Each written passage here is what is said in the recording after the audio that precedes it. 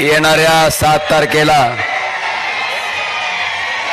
लोकसभेच्या सार्वत्रिक निवडणुकीसाठी आपल्याला मतदान करायचं आहे आणि या मतदानासाठी या ठिकाणी आवर्जून व्यासपीठावर उपस्थित असलेले तुम्हा आम्हा सर्वांचे कुटुंब प्रमुख, महाराष्ट्राचे कुटुंब प्रमुख आणि ज्यावेळेस उद्धव साहेब वर्षा बंगला सोडून आपण मातोश्रीकडे जात होता तेव्हा राजकारणाशी संबंध नसणाऱ्या सुद्धा सामान्य माऊलीच्या डोळ्यात आसव होती.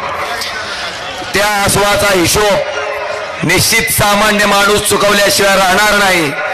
असे तुम्हा आम्हा सर्वांचे कुटुंब प्रमुख आदरणीय उद्धवजी ठाकरे साहेब, या ठिकाणी मंचावर उपस्थित असलेले विधान परिषदेचे विरोधी पक्ष नेते सन्माननीय अंबादासजी दानवे साहेब, व्यासपीठावरील इतर मान्यवरांची क्षमा मागून आपल्या सर्वांचा नामोल्लेख आदरणीय व्यासपीठ असा करतो आणि व्यासपीठाच्या समोर उपस्थित असलेले या भागातील सर्व वडीलधारी मंडळी, तरुण मित्र आणि जिथपर्यंत माझा घराघरात आवाज जातोय तिथपर्यंत माझ्या ऐकणाऱ्या माता भगिनी आणि बंधूंनो,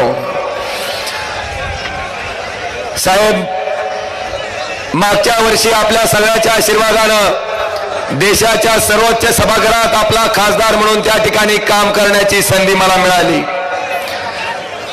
मी मागच्या निवडणुकीत आपल्याला सांगितलं होतं, ओमराजे फक्त निवडणुकीपुरता दिसणारा उमेदवार न राहता तुमच्या कुटुंबातला सदस्य, तुमच्या घरातला हक्काचा माणूस, ह्या पद्धतीनं तुमच्यासाठी राबणारा 5 वर्ष तुमच्या हक्काचा खासदार म्हणून त्या ठिकाणी काम करेल आणि बांधवांनो ते वचन मी या ठिकाणी पाळलेलं आहे.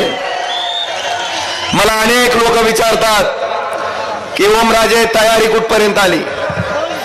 अनेक पत्रकार विचारतात की तयारी कुठपर्यंत आली. मी त्यांना प्रामाणिकपणे सांगतो की ज्या दिवशी ओमराजेनं खासदार म्हणून शपथ घेतली त्या दिवसापासून ओमराजेची तयारी चालू आहे आणि ती अखंड 5 वर्ष त्याच ताकदीनं सुरू आहे.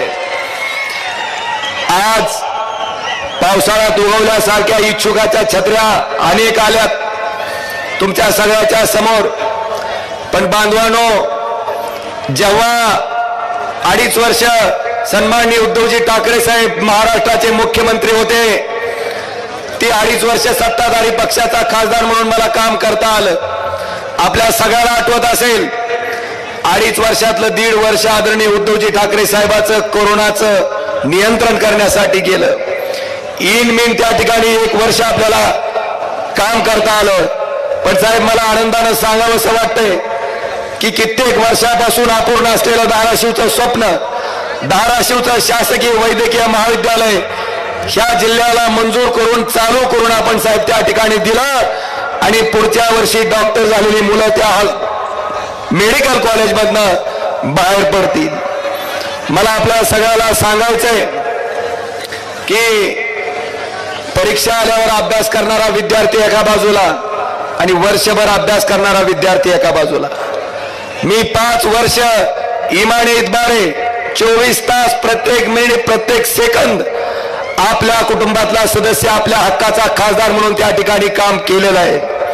मला आपल्या सगळ्याला प्रामाणिकपणे विचारायचंय की ओमराजेला मागच्या 5 वर्षात ज्यांनी फोनवरनं संपर्क करून काम सांगितलं असेल आणि ज्याचा नंबर, ओमराजेचा नंबर ज्या ज्या माणसाच्या फोनमध्ये सेव आहे, जरा अशा मंडळींनी हात वर करावं.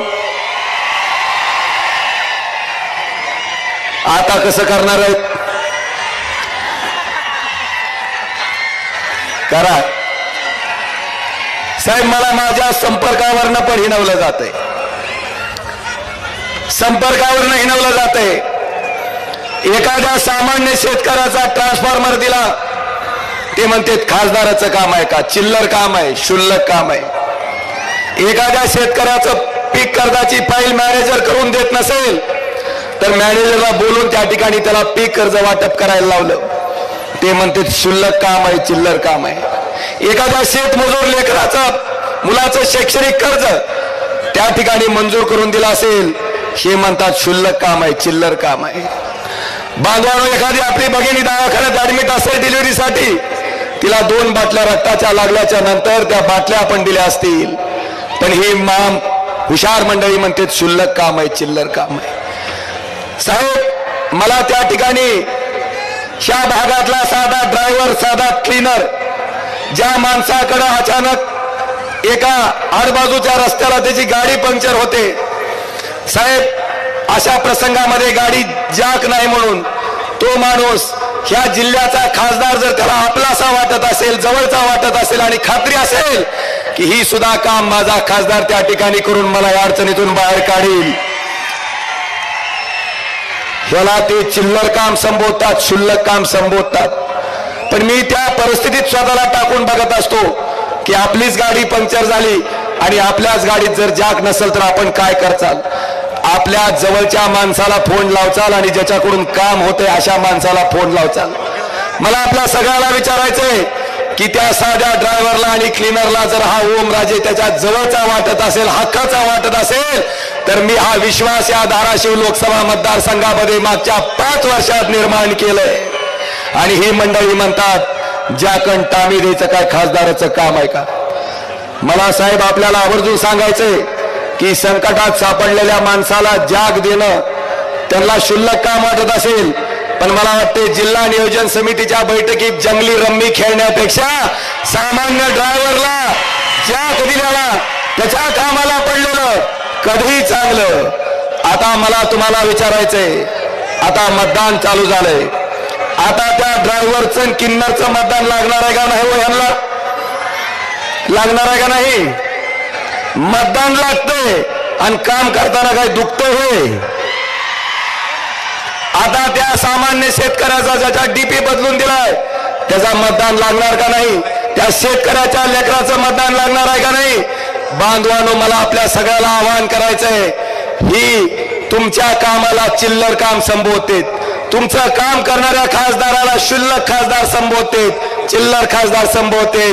मला तुमच्या सर्व मंडळीला आव्हान आहे की आपल्याला चिल्लर क्षुल्लक समजणाऱ्या लोकाला आपल्या चिल्लरचा बंदा हवाडा येणाऱ्या 7 तारखेला दाखवायचं काम त्या ठिकाणी आपल्या सगळ्यांना करायचंय। माझ्या फोनचा इतका धसका घेतलाय की काही माझ्या विरोधातले 8-9 आमदार रोज रेकॉर्डिंग करून टाकायला लागलेत की आम्ही सुद्धा फोन लावतो। अरे राजा, अरे मी काय काल निवडणूक लागली म्हणून परवा दिवशी बसून फोन उचलत नाही। हा ओमराजे 5 वर्ष झाला अखंडपणे सामान्य माणसाची सेवा त्या फोनच्या माध्यमातून करतोय। मला सांगायचंय साहेब माझा संपर्क काय ते मी थोडक्यात सांगतो। माझ्या एका फोनवर दिवसाला साधारणतः 800 ते 900च्या दरम्यान फोन येतात। भारतीय जनता पार्टीला जर पुरावा पाहिजे असेल तर माझा CDR काढून बघा, मला मी नंबर जाहीर करतो। एका फोनवर 800 ते 900 फोन येतात, असे 4 नंबर आहेत। बांधवानो 4 नंबरचे 800च्या सरासरीने किती झाले? 8 चौक 3200, 3200 मधले सुद्धा वरचे 2200 आपण त्या ठिकाणी सोडून दिले देवाच्या नावानं, हजारच धरले।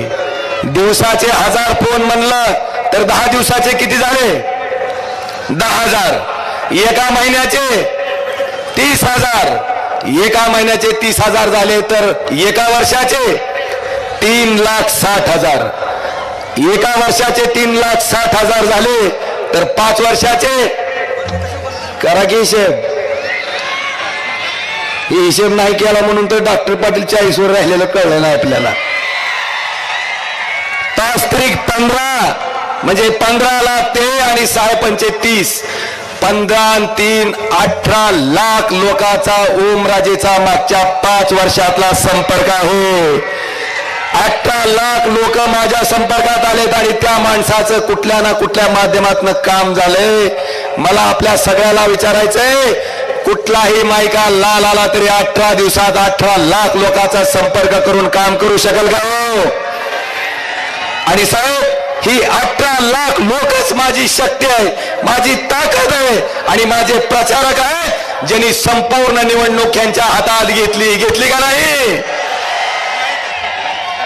18 लाख लोक। मला सांगायचंय माझ्या निवडणुकीसाठी पुढं एवढी मोठी शक्ती आहे साहेब।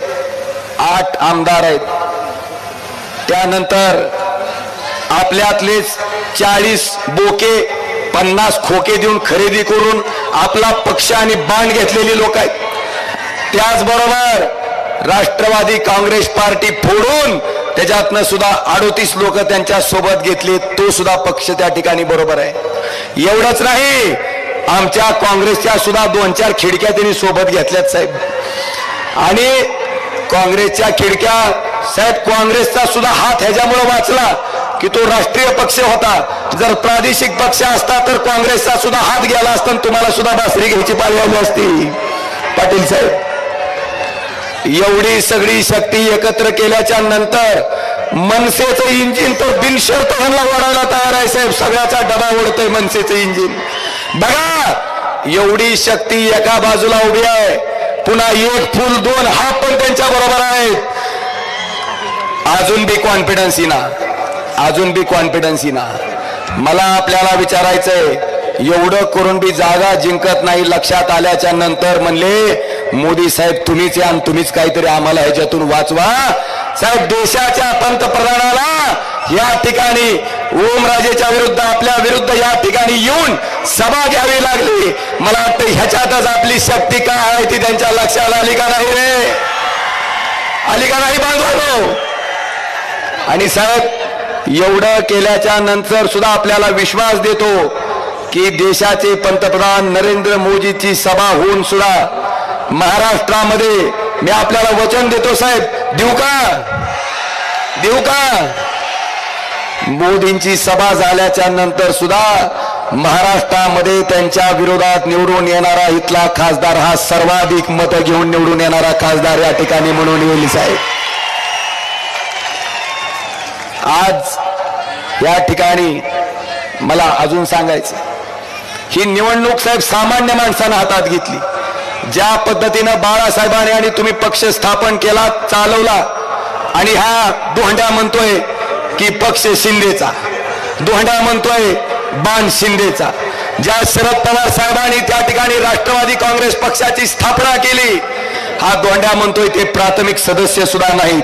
आणि पक्ष अजित पवारांचा लोकशाही मार्गाने जे पक्ष त्या ठिकाणी काढून घेतले गेले, चिन्ह काढून घेतले, हे सामान्य माणसाला अजिबात आवडलेलं नाही. आणि साहेब, आपल्याला सांगू इच्छितो की सर्वोच्च न्यायालयाच्या वर सुद्धा सगळ्यात मोठं न्यायालय ह्या जनतेचं आहे. आणि ही जनता येणाऱ्या 7 तारखेला खरी शिवसेना कोणाची, खरी राष्ट्रवादी कोणाची, हे निष्ठावंत महाविकास आघाडीचे कार्यकर्ते मतदानाच्या माध्यमातून दाखवून दिल्याशिवाय स्वस्थ बसणार नाहीत. आज मला आपल्या सगळ्याला सांगायचंय साहेब की मला सामान्यातली सामान्य माणसं आर्थिक मदत करतायत. शेतकरी त्याच्या कष्टाचा घामाचा पैसा, एका शेतकऱ्यानं 10,000 रुपयाची आर्थिक मदत माझ्या निवडणुकीसाठी केली. एवढंच नाही, रिटायर्ड मिलिटरीमॅन चिकरड्याचा माणूस आहे साहेब, स्वतःचं सोनं मोडून मला 25,000 रुपयाची मदत त्या माणसानं केली. एका गवंडी काम करणाऱ्या माणसानं 1100 रुपयाची मदत त्या ठिकाणी केली. एवढंच नाही साहेब, एका 13 वर्षाच्या मुलीनं चिंचा फोडून चिंचुके बाजूला करणं आणि चिंचा बाजूला करणं हे कष्टाचं काम करून 1660 रुपये तिच्या थोरल्या भावाला निवडणूक लढण्यासाठी दिले. इतक्या सामान्य माणसाची एवढी मोठी शक्ती, एवढे इमानदारीचे आणि कष्टाचे पैसे जर माझ्या निवडणुकीसाठी असतील तर मला खात्री आहे साहेब, साक्षात आई तुळजाभवानी सुद्धा मला भरभरून आशीर्वाद या कष्टाला आणि या मेहनतीला दिल्याशिवाय राहणार नाही. आणि निश्चितपणे ह्या ताकदीच्या जोरावर आपला मोठा विजय त्या ठिकाणी होईल. आज आपल्या माध्यमातून मला सांगायचंय की मला कामाच्या बाबतीत बोललं जाते. मला सांगायचंय साहेब, जाहीररित्या RDSS नावाची केंद्र सरकारची योजना होती. ह्या योजनेच्या अंतर्गत आपल्या धाराशिव लोकसभा मतदारसंघामध्ये मी जवळपास 51 नवीन 33 केवीचे सबस्टेशन मंजूर करून घेतलेत. त्याच्यातले 40 धाराशिव जिल्ह्यातले आहेत, बार्शी विधानसभेतले 4 आहेत आणि औसा विधानसभेमधले 7 आहेत. ऍडिशनल पॉवर ट्रान्सफॉर्मर 59 आपण त्या ठिकाणी मंजूर करून घेतलेत. धाराशिव जिल्ह्यातले 38 आहेत, बार्शी विधानसभेतले 10 आहेत, औसा विधानसभेतले 11 आहेत. क्षमता वाढ केलेले धाराशिव जिल्ह्यातले 13 आहेत, बार्शी मधला 1 आहे आणि औसा मधले 2 आहेत. आणि वैयक्तिक शेतकऱ्याचे ट्रान्सफॉर्मर धाराशिव जिल्ह्यातले 2250 आहेत, बार्शी विधानसभेतले 485 आणि औसा विधानसभेमधले 357 आणि जे ट्रान्सफॉर्मर 63 आहेत ते 100चं धाराशिव मधले 1550 आहे जिल्ह्यातले, बार्शी विधानसभेचे 234 आहेत आणि औसा विधानसभेचे 265 आहेत। मला या ठिकाणी सांगताना आनंद होतोय की RDSSचा अध्यक्ष तुमच्या जिल्ह्याचा खासदार ह्या ओमराजेनं मागच्या 5 वर्षाच्या कालखंडामध्ये 1637 कोटी रुपये ह्याच्यासाठी मंजूर करून घेतले। काही कामाचे सर्वे चालू आहेत, काही कामं त्या ठिकाणी प्रगतीपथावर आहेत। पुढच्या 2 वर्षामध्ये विजेच्या बाबतीत, लाईटच्या बाबतीत धाराशिव लोकसभा मतदारसंघामध्ये कसल्याही प्रकारची अडचण येणार नाही, हे वचन या कार्यक्रमाच्या निमित्तानं देतो। आदरणीय साहेब, कृष्णा मराठवाडा सिंचन प्रकल्पामध्ये सुद्धा रामदारा तलाव 15 वर्ष झालं बांधून, दुधाळवाडीचा साठवण तलाव तो सुद्धा कित्येक वर्ष झालं बांधून, धाटणीचा बॅरेज तो सुद्धा 10-15 वर्ष झालं बांधून, पण धाटणीच्या बॅरेज पासून रामदारा तलावापर्यंत जे काम करणं गरजेचं होतं त्याला प्राधान्यक्रमात स्थान नव्हतं। साहेब, आपलं सरकार असताना आपल्या माध्यमातून जलसंपदा मंत्री जयंत पाटील साहेबांच्या माध्यमातून ही कामं प्राधान्यक्रमात घ्यायचं काम आपण त्या ठिकाणी केलं आणि 2206 कोटीची तरतूद केली। साहेब, आनंदानं सांगावं असं वाटतं, ते काम केल्यामुळं पुढच्या वर्षी ते पाणी प्रत्यक्षात रामदारा तलावात आलेलं आपल्याला त्या ठिकाणी पाहायला मिळेल, हे सुद्धा या सभेच्या माध्यमातून मला या सर्व जनतेला अवगत करायचंय। आदरणीय साहेब, धाराशिव तुळजापूर सोलापूर हा रेल्वे मार्ग 2014ला त्या ठिकाणी घोषणा केली होती। 14 ते 19 केंद्रात मोदीजींचं सरकार होतं, राज्यात फडणवीस मुख्यमंत्री होते, पण 14 ते 19 मध्ये साधं 1 गुंठा जमिनीचं सुद्धा अधिग्रहण ह्या लोकांनी केलं नाही। आदरणीय साहेब, 19ला आपल्या आशीर्वादानं ओमराजे जेव्हा लोकसभेत गेला, खासदार झाला, त्या पहिल्या दिवसापासून आपण ह्याचा सातत्यानं पाठपुरावा करून सोलापूर तुळजापूर धाराशिव रेल्वे मार्गाचं भूमी अधिग्रहणाला गती दिली, त्याचबरोबर त्याच्यासाठी आवश्यक असणारं टेंडर फ्लॅश केलं। आदरणीय साहेब, माझ्या 5 वर्षाच्या कालखंडामध्ये हे काम ह्या भागाचा खासदार म्हणून ओमराजेनं या ठिकाणी केलेलं आहे। मला आपल्या सर्वांना सांगावंसं वाटतं, पारडी फाटा ते नगर रोड ते काटी केमाडी रस्ता जवळपास या रस्त्याच्या कामासाठी पारडी फाटा ते नगर रोड रस्ता 60 किलोमीटरच्या कामासाठी 60 कोटी रुपये, त्याचबरोबर तुळजापूर नरदुर्ग रस्ता 30 किलोमीटरच्या कामासाठी 183 कोटी रुपये आणि त्याचबरोबर या अक्कलकोट नळदुर्ग रस्त्यासाठी 39 किलोमीटर कामासाठी 274 कोटी रुपये ह्या भागाचा खासदार म्हणून त्या ठिकाणी आपण मंजूर करून घेतलेत। डोराळे येथील भोगावती नदीवर विशेष प्रयत्न करून संत गोरोबा काका महाराजांची पालखी आज एकादशी आहे, काकांचाही आशीर्वाद निश्चितपणे, संत गोरोबा काकांचाही आशीर्वाद आमच्या पाठीशी आहे। काकाच्या पालखीला नेहमी त्या ठिकाणी त्या पाण्यातनं जावं लागायचं, तो पूल आपण मुख्यमंत्री असताना आणि गडक साहेब जलसंपदा मंत्री जलसंधारण मंत्री असताना जवळपास 4 कोटी रुपयाचा पूल कम बंधारा त्या ठिकाणी केला, ज्याच्यामुळं आज ती पालखी त्या पुरावून जाते। साहेब, हे काम आपण आपल्या 2.5 वर्षाच्या कार्यकाळामध्ये केलेत। आज प्रधानमंत्री ग्राम सडक योजनेच्या अंतर्गत जवळपास 203 रस्ते आपण त्या ठिकाणी केलेत। 30-54-50-54च्या अंतर्गत 49.28 कोटी रुपये आपण धाराशिव लोकसभा मतदारसंघामध्ये दिलेत। जनसुविधा आणि नागरी सुविधा अंतर्गत 8.75 लाख धाराशिव लोकसभा मतदारसंघासाठी दिलेत आणि 25-15 अंतर्गत आपण मुख्यमंत्री असताना 5 कोटी रुपये आपण धाराशिव लोकसभा मतदारसंघासाठी दिलेत। आणि सगळ्यात महत्वाचं, दिव्यांग बांधवाला साहित्य वाटप करणारी ADIPची आणि आलिमकोची जी योजना 1976 पासून चालू आहे, 76 पासून 19 पर्यंत एकाही खासदारानं त्या ठिकाणी राबवली नाही। मी पहिला खासदार आहे ज्यानं ही योजना राबवली। कानाला ऐकायचं मशीन असेल, कृत्रिम पाय असेल, कृत्रिम हात असेल, 3 चाकी साधी सायकल असेल, इलेक्ट्रिक सायकल असेल, त्याचबरोबर त्या ठिकाणी तुमचा स्मार्टफोन असेल, स्मार्ट स्टिक असेल, कमोड चेअर असेल, व्हीलचेअर असेल, हे 4,61,00,000 रुपयाचं साहित्य माझ्या अपंग बांधवाचा 1 पैसाही खर्च न होता त्या ठिकाणी द्यायचं काम आपण ह्या भागाचा खासदार म्हणून मी त्या ठिकाणी केलं. आदरणीय साहेब, आपल्याला सुद्धा वाटलं असेल हे मी का सांगतोय, कारण पुढची 8 आमदार त्या ठिकाणी बिस्किट भरपूर टाकले जाते आणि त्या बिस्किटावर सारखं ओरडायला चालू आहे. म्हणून ही कामं तुमच्या खासदारानं केलेत हे ठणकावून आणि ठळक काम म्हणून त्यांना सांगण्यासाठी आज साहेब आपल्या साक्षीनं मी ही सगळी कामं आपल्या जनतेच्या समोर सादर करत आहे. आज मला आपल्याला प्रश्न विचारायचा आहे. मराठा आरक्षणाचा विषय जरांगे पाटलांच्या आंदोलनावर लाठीचार्ज झाल्याच्या नंतर पेटला. मला आपल्याला विचारायचंय, त्या आंदोलनावर लाठीचार्ज झाल्यावर आपला फेसबुक पिंट्यानं साधा जाहीर निषेध तरी केला का हो? नाही. भेटायला तरी गेला का हो? नाही. एवढंच नाही, जेव्हा त्यांनी आमरण उपोषण केलं त्यावेळेस तरी गेला का हो? सरकारनं त्यांना वचन दिलं, वचन पाळलं नाही म्हणून जरांगे पाटील फडणवीसांवर बोलले. काय चूक आहे? एक गरीबाचं लेकरू आरक्षणासाठी संघर्ष करतंय आणि ते बोलल्याच्या नंतर फेसबुकचा पिंट्या जणू बापाला बोलल्याने त्याला राग आला आणि फेसबुक पिंट्या फेसबुकवर काय गरळ वकत होता तुम्ही ऐकलं का नाही? काळा दिवस म्हणून म्हणत होता का नाही? SITची चौकशी झाल्याच्या नंतर बाग बडवत होता का नाही?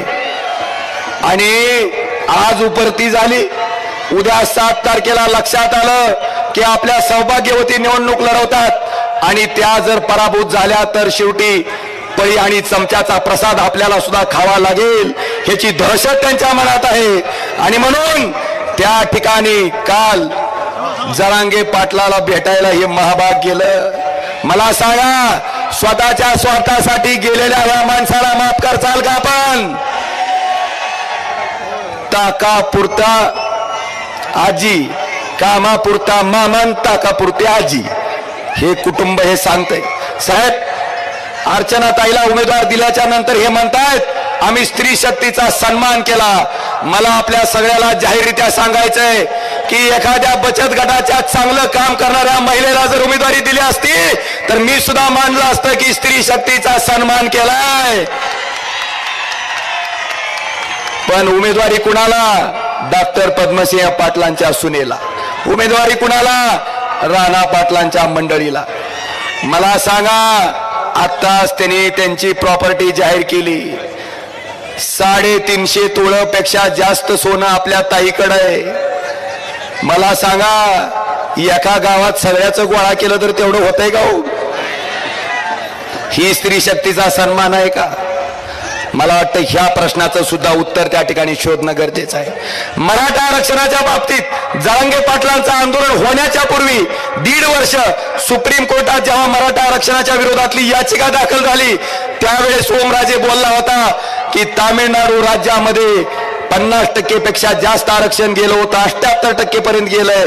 तरी सुद्धा सुप्रीम कोर्टात त्याच्या विरोधात याचिका आल्याच्या नंतर त्यावेळेसच्या केंद्र सरकारनं एक सपोर्टिव्ह ॲफिडेव्हिट तामिळनाडू राज्याच्या बाजूने दिलं आणि ते आरक्षण वाचवायचं काम केलं होतं. माझी मागणीच इतकी होती साहेब की त्या ठिकाणी मराठा आरक्षणाच्या बाबतीत सुद्धा केंद्र सरकारनं तशीच पावलं उचलावीत आणि महाराष्ट्र राज्याचं मराठा समाजाचं आरक्षण त्या ठिकाणी वाचवावं. पण साहेब, आपण मुख्यमंत्री असल्यामुळं आपल्यासाठी खड्डा खांदायचा प्रयत्न ह्या केंद्र सरकारनं ही मागणी मान्य न करून केला. खड्डा आपल्यासाठी खांदला, पण पडलं कोण त्याच्यात? टरबूज. आज मला आपल्या सगळ्याला सांगायचंय, लिंगायत समाजासाठी 12व्या शतकामध्ये समतेचा एकतेचा संदेश देणारे जगज्योती महात्मा बसवेश्वर यांना मानणारा अनुयायी म्हणजे लिंगायत समाज. ह्या समाज त्या ठिकाणी अल्पसंख्याक समाजाच्या दर्जाची मागणी करतोय, लिंगायत धर्माची मागणी करतोय. ही मागणी लोकसभेत करणारा तुम्ही निवडून दिलेला एकमेव ओमराजे निंबाळकर त्या ठिकाणी खासदार आहे, हे सुद्धा मला आवर्जून सांगायचंय. धनगर आरक्षणाचा मुद्दा असेल, त्याचबरोबर मुस्लिम आरक्षणाचा मुद्दा असेल, हे विषय पण ओमराजेनं त्या ठिकाणी लोकसभेत तेवढ्याच ताकदीनं मांडले. आता मला तुम्हाला विचारायचंय, भाई और बहनों, किसान की आमदनी 2022 तक दोगुनी कर दी जाएगी. झालं का हो? वर चढली देव काही. 11,000 रुपये क्विंटलचं सोयाबीन, त्या ठिकाणी पाम तेलावरचा आयात शुल्क कपात करून सोया पेंड आयात करून 4,000 रुपयापर्यंत खाली आणलं. कांदावाले आहेत का? जर हातवर करा बरं. झाली का नाही निश्चिती? 60 रुपयाला भाव गेला की कांद्यावर निर्यात बंदी. बांधवानो, बिस्लेरी बाटलीच्या पाण्याचा भाव 20 रुपये लिटर आहे आणि शेतकऱ्याच्या गाईच्या दुधाचा भाव 22 रुपये लिटर आहे. झालं का उत्पन्न दुप्पट? तुम्ही याचा हिशोब घेणार का नाही? मला खात्री आहे साहेब, शेतकरी याचा हिशोब येणाऱ्या 7 तारखेला घेतल्याशिवाय स्वस्त बसणार नाही. भाई और बहनों, महंगाई कम हुई क्या नहीं हुई? मना की हुई. 800 रुपये एकरनं आम्ही 14ला नांगरत होता, आज नांगरणाचा भाव 2200 ते 2000 रुपये एकर झाला. झाला का नाही? 400चं डीएपीचं पोतं 2014ला मिळायचं, आज ते डीएपीचं पोतं आम्ही 1600 रुपयाला घेतोय, ते बी फोटो टाकून. झालं का नाही? बांधवानो, या ठिकाणी मला विचारायचंय, 60 रुपयाचं डिझेल आज 97 रुपयाला घेतो, 70 रुपयाचं पेट्रोल आज 105 रुपयाला घेतो आणि 400 रुपयाचं गॅस सिलेंडर आज 1100 रुपयाला घेतो का नाही? तुमच्या घरच्याला किंवा तुम्हाला विचारायचंय, 2014 मध्ये जो आठवडी बाजार तुमचा 100 रुपयात होत होता, आज तोच आठवडी बाजार 500 रुपयात तरी होतय का हो? होतय का हो? मग महागाई कमी झाली का वाढली बंधवांनो? आता याचा हिशोब घेणार का नाही? साहेब, हेच देशाचे पंतप्रधान नरेंद्र मोदीजी म्हणत होते, ज्यावेळेस सिलेंडरचा भाव 400 होता की तुम्ही मतदानाला जाताना गॅस सिलेंडरच्या पाया पडून मतदानाला जावा, म्हणत होते का नाही? आता 400चं सिलेंडर 1100ला झालंय. आता माझं म्हणणं आहे, शेगडीला साष्टांग दंडवत घाला आणि सिलेंडर टकोऱ्यावर घेऊन मतदानाला जावा. जाचाल का नाही? भाई और बहनों, ना खाऊंगा ना खाने दूंगा, जो सबसे ज्यादा खाएगा उसको ईडी की नोटिस देके भाजप में लूंगा. 70,000 कोटीचा आरोप अजित पवारांवर त्या ठिकाणी देशाचे पंतप्रधान नरेंद्र मोदीजींनी केला. 5व्याच दिवशी तेच अजित पवार त्यांच्याच मंत्रिमंडळात उपमुख्यमंत्री म्हणून शपथ घेतली आणि बांधवांनो, त्यांना खातं कोणचं दिलं? अर्थ खातं. म्हणले ह्यांना 70,000 कोटी रुपयाचा हाणायचा अनुभव आहे, म्हणले ह्यांना द्या. चलतंय का हो? एका बाजूला ही परिस्थिती आहे, 70,000 कोटीचा आरोप असताना त्यांना उपमुख्यमंत्री म्हणून केलं जातंय, अर्थमंत्रीपद दिलं जातंय, त्यांच्यावरच्या चौकशा त्या ठिकाणी स्थगिती दिली जाते आणि दुसऱ्या बाजूला अरविंद केजरीवालवर 1 पैशाचा आरोप सिद्ध करू शकले नाही, केवळ विरोधात आहे म्हणून त्या ठिकाणी जेलमध्ये टाकलं जातंय. मला वाटतं ह्या गोष्टीचा विषय पण आपण लक्षात घेणं गरजेचं आहे. बांधवानो, नोकऱ्या सगळ्याला मिळाल्या का हो? आजकस का नाही? 2 कोटी नोकऱ्या वर्षाला म्हणल्यावर 10 वर्षात 20 कोटी नोकऱ्या झाल्या. मला वाटलं तुम्ही आज आमची सभा आहे म्हणून रजा टाकून आला असाल. आलाय का? वेदांता फॉक्सकॉन नावाचा प्रकल्प महाराष्ट्रात आला होता, 2 लाख युवकांना नोकऱ्या मिळत होत्या. त्या ठिकाणी तो प्रकल्प गेला कुठं? गुजरातला. 2 लाख युवकाचा रोजगार महाराष्ट्राचा बुडालाय. मला आपल्याला विनंती करायची आहे, ह्या रोजगाराचा हिशोब 7 तारखेला घेणार का नाही? घेणार का नाही? निश्चितपणे घेणार. आज बरेचसे विषय साहेब आमच्यावर ही कोट्याधीश मंडळी टक्केवारीचा आरोप करते. मला आपल्याला प्रामाणिकपणे सांगायचंय, ह्यांच्यासारखे जर आमचे हात ह्या घाणीत बरबटले असती, ह्यांच्यासारखे जर ह्यांचे तोंड जसे काळे झाले तसे आमची झाले असते तर आम्ही सुद्धा भाजपच्या वॉशिंग मशीन मध्ये स्वच्छ व्हायला कधीच गेलो असतो. ज्या अर्थी या ठिकाणी प्रामाणिकपणे आदरणीय उद्धवजी ठाकरे साहेबांच्या मागे आम्ही खुट्टा राहून उभा आहेत. कुठलीही चौकशी लावायची ती लावा, जी काय करायचं ती करा, ईडी लावा. आम्ही प्रामाणिक आहेत, कुणाच्या बापाला त्या ठिकाणी घाबरत नाहीत, प्रामाणिकपणे या ठिकाणी उभे आहेत. आणि म्हणून ह्या जनतेचा विश्वास साहेब तुमच्यावर आहे, ह्या जनतेचा विश्वास त्या ठिकाणी आमच्यावर आहे. आणि साहेब ज्या ज्या लोकांनी तुम्हाला यातना दिल्या, दुःख दिलं, ज्या लोकांना साहेब आपण आमदार केलं, खासदार केलं, मंत्री केलं, स्वतः ईडी पासून वाचण्यासाठी, स्वतःचा स्वार्थ साधण्यासाठी, पदाच्या लालसेपोटी जी जी मंडळी त्या ठिकाणी आपल्याला सोडून गेली, त्या गद्दाराचा हिशोब आपण करणार का नाही? करणार का नाही? आणि मला सांगायचंय आवर्जून की 40 वर्ष मंत्री केलेल्या शरद पवारांना डॉक्टर पाटील कुटुंब एका रात्रीत गद्दारी करून त्या ठिकाणी भाजपमध्ये जाते. आदरणीय साहेब, आपण आपल्या आशीर्वादाने मी एकदा खासदार आणि एकदा आमदार झालो. आपलं चिन्ह जात असताना, आपला पक्ष जात असताना, त्या ठिकाणी आपली सत्ता जात असताना आणि समोर गेल्यावर 50 खोके मिळत असताना सुद्धा त्याच्यावर लाथ मारून आम्ही प्रामाणिकपणे साहेब आपल्या पाठीमागे निष्ठेने उभा राहिलोय. मला आपल्याला विचारायचंय, तुम्ही प्रामाणिक माणसाला मतदान करणार का संधी साधू माणसाला मतदान करणार? हा निर्णय सुद्धा येणाऱ्या 7 तारखेला आपल्याला घ्यायचा आहे. बरेचसे विषय आहेत मी सांगू इच्छितो, पण आदरणीय उद्धवजी ठाकरे साहेबांना सुद्धा त्या ठिकाणी आपल्याला ऐकायचंय. माझी विनंती आहे की माझ्या माग फक्त एक क्लिप साहेब मी वाचून, एकच क्लिप फक्त वाचून दाखवणार आहे. एकच गोष्ट सांगणार आहे की एक सामान्य कांबळे नावाचा हलगीवाला, 500 रुपये त्या माणसाची साहेब, 500 रुपये त्या माणसाची फक्त हाजरी. 500 रुपयाच्या हाजरीवर साधा तुम्हाला विषय सांगतो, त्यांच्या रॅलीत हा हलगी वाजवायला,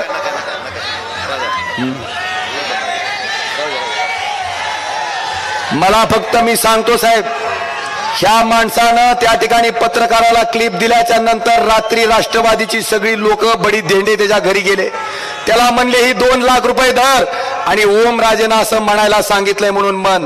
पण ह्या कांबळे नावाच्या प्रामाणिक माणसानं सांगितलं 500 रुपयाची हलगी तुझ्या रॅलीत मी वाजून आलोय, तुझा माझा हिशोब मिटला, ती 2 लाख रुपये उचल. डॉक्टर बाबासाहेब आंबेडकरांच्या संविधानानं मत कुणाला टाकायचंय हा अधिकार मला दिलाय, माझं मत ओम राजेलाच. साहेब, इतका गरीब असणारा माणूस त्या ठिकाणी निष्ठा प्रामाणिकपणा दाखवू शकत असेल तर माझी इच्छा आहे ह्या प्रामाणिक माणसाचे पाय धुवून थोडं थोडं पाणी जर ह्या गद्दारांना पाजलं तर काही गुण आला तर आला, हे माझं म्हणणं आहे साहेब. इतकी सामान्य जनता प्रामाणिक आहे आणि तुम्हा सगळ्या निष्ठावंत लोकांच्या जोरावरच आज या युद्धाला आम्ही सामोरं जातोय. माझी विनंती आहे, उद्याच्या येणाऱ्या 8 तारखेला मतदान करत असताना, मला माहिती आहे 7 आहे म्हणलं दिल की बात ऐकायला का मन की बात ऐकायला ती टेस्ट केलं मी, पण 8 म्हणल्या 7 म्हणला म्हणजे तुम्ही दिल की बात ऐकलेली आहे, मन की बात ऐकलेली. आता मतदान करत असताना 2 मशिनी आहेत. 1 नंबर मशीनवर 2 नंबरला त्या ठिकाणी तुमच्या हक्काच्या, तुमच्या कुटुंबातल्या सदस्य असणाऱ्या खासदाराचा नंबर आहे. 2 नंबरला नाव आहे ओम प्रकाश भूपाल सिंह उर्फ पवन राजे निंबाळकर. त्याच्या पुढे आपली निशाणी आहे आई तुळजाभवानीची धगधगती मशाल. अशी कशी आहे, ह्या मशालीच्या पुढं बटन आहे, ते बटन दाबल्याच्या नंतर टुई म्हणून आवाज येईल. आवाज आला की लगेच महागारी फिरायचं नाही. बाजूला व्हीव्हीपॅट मशीन आहे, त्या मशीनवर त्या ठिकाणी आपण मशालीचं बटन दाबलं असेल तर मशालीची चिठ्ठी आली का नाही याची खात्री करायची. जर मशालीची चिठ्ठी आली असेल तर तो झाला पुरावा की आपलं मतदान मशालीला गेलेलं आहे. बांधवानो, बटन मशालीचं दाबलं दुसरं चित्र आलं तर फोडायची नाही. इथं महिना गेलाय आमचा, 5 किलो फोडायची नाही. अर्ज द्यायचा, की सदरच्या मशीन मध्ये एक बटन दाबला असतं दुसरं चिन्ह दिसतंय, ताबडतोब त्या ठिकाणी आपण केंद्र प्रमुखाला अर्ज दिल्याच्या नंतर मतदान थांबवलं जाईल. पण हे कधी वेगळं चिन्ह आलं तर. पण मशालीचं बटन दाबून जर मशालीचं चित्र येत असेल तर मतदान आपलं सुखरूप आहे. मला आपल्या सगळ्याला विनंती करायची आहे, उद्याच्या येणाऱ्या 7 तारखेला 2 नंबरचं 1 नंबरच्या मशीनवरचं 2 नंबरचं बटन मशालीचं दाबून तुमच्या हक्काचा, तुमच्या कुटुंबातला त्या ठिकाणी तुमच्या हक्काचा खासदार म्हणून त्या ठिकाणी ओमराजेला लोकसभेत पाठवणार का नाही हो? पाठवणार का नाही हो? धन्यवाद. जय हिंद, जय महाराष्ट्र. आणि यानंतर मी या ठिकाणी आमंत्रित करते विधान परिषदेचे विरोधी